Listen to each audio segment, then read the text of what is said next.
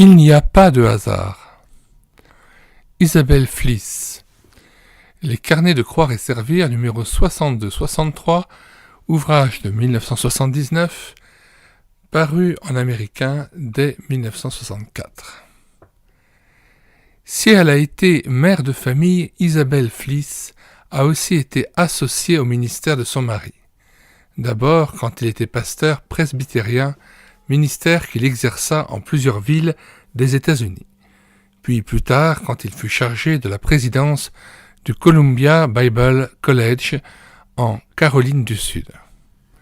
Arrivé à l'âge de la retraite, Monsieur et Madame Fliss voyagent, apportant partout où ils passent le témoignage qu'il n'y a pas de hasard, que ce n'est pas par accident que leur jeune fils Ned était mort, mais que Dieu fait bien tout ce qu'il fait. Introduction. Les chapitres de ce livre sont comme des fenêtres par lesquelles nous pouvons voir les réactions profondes d'une mère chrétienne devant le plan souverain de Dieu dans une période d'intense douleur humaine et de souffrance. Ce livre est divisé en deux sections. Dieu et Ned. Dans la première partie, l'auteur nous montre combien est réelle et apaisante la foi qui croit dans le Dieu qui ne se trompe jamais.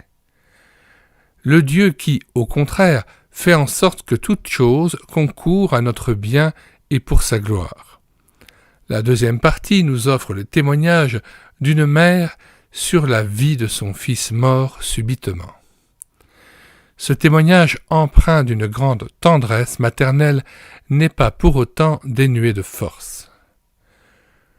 Tout au long de ces pages, des principes éternels peuvent être découverts, des leçons profondes apprises, et l'on peut y trouver beaucoup de réconfort. Cependant, il n'y a pas de hasard est essentiellement le reflet d'une qualité de vie rarement rencontrée de nos jours dans l'Église chrétienne. C'est une chose de prêcher la mort à soi-même, mais c'en est une autre de vivre une telle existence. Je peux dire cependant que Madame Fliss et son mari témoignent de cette vie qui découle de la plus profonde identification avec la croix du Christ et en vivent eux-mêmes. Leurs grands chagrins et leurs souffrances ont été une occasion de démontrer la véracité de cette phrase de George MacDonald. Le Fils de Dieu a souffert jusqu'à la mort, non pour que les hommes ne souffrent plus, mais pour que leur souffrance s'identifie aux siennes. Dans ces moments d'épreuve, la vie du Christ a été exaltée dans leur corps mortel.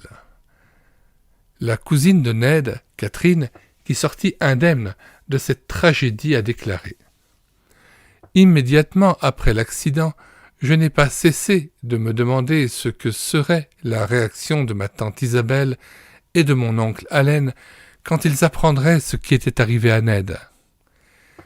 Quelle serait leur attitude devant le fait que j'étais sauve et que Ned était mort? Peu après, mon oncle entra dans la pièce où j'étais, et bien qu'il parût pâle et ébranlé, il y avait sur son visage une expression de paix qui était différente de tout ce que j'avais vu jusque-là. Il me regarda avec affection et intérêt et me demanda « Catherine, comment te sens-tu » Sa prévenance, dans un tel moment, toucha mon cœur. Plus tard, j'appris de quelle façon extraordinaire toute la famille avait reçu la nouvelle du décès de Ned. Quel était le sentiment de Ned à l'égard de la mort, et je compris ce que cela voulait dire vraiment d'être sauvé. Par-dessus tout, j'avais le désir d'appartenir au Seigneur et d'avoir l'assurance personnelle de sa présence. Je savais qu'il était en train de parler à mon cœur et que s'il avait permis que je sois indemne, c'était dans un but précis. À cette époque, je décidai de me donner complètement à lui et ma prière et qu'il se serve de moi pour sa gloire. À mon avis, un tel prix à payer est le test suprême d'une vie chrétienne véritable, car elle a été définie comme la capacité de réagir comme Christ dans toutes les situations. Et c'est ce que nous voyons ici. Si vous voulez connaître ce secret, alors, tout en méditant et en priant, parcourez ces pages. Stephen Holford. Nous mettons dans les commentaires de cette vidéo le lien de téléchargement gratuit de cet ouvrage. Le téléchargement se fera à partir du site internet médiathèquechrétienne.fr, site que j'ai bâti en synergie avec cette chaîne YouTube Elle écoutait sa parole, afin d'assurer la réédition numérique des ouvrages chrétiens épuisés et non réédités. Comme l'était cet ouvrage, nous vous invitons donc à vous rendre sur le site internet médiathèquechrétienne.fr afin de pouvoir profiter et de pouvoir télécharger gratuitement les 800 ouvrages que nous avons déjà numérisés et mis à votre disposition. Il n'est nul besoin de s'inscrire, vous pouvez directement accéder à partir de la page d'accueil à l'onglet Livres et là regarder les dizaines d'auteurs et les centaines d'ouvrages qui sont déjà disponibles en téléchargement gratuit. Si vous voulez connaître les différents ouvrages que nous numérisons tous les jours et présentons sur cette chaîne YouTube Elle écoutait sa parole, les audiobooks que nous prenons en charge, les albums ou BD que nous lisons avec caméra de document, mais aussi les cantiques que nous mettons en parole, afin de nourrir votre louange individuelle ou en assemblée, abonnez-vous à cette chaîne YouTube Elle écoutait sa parole. Nous vous disons au revoir et à bientôt.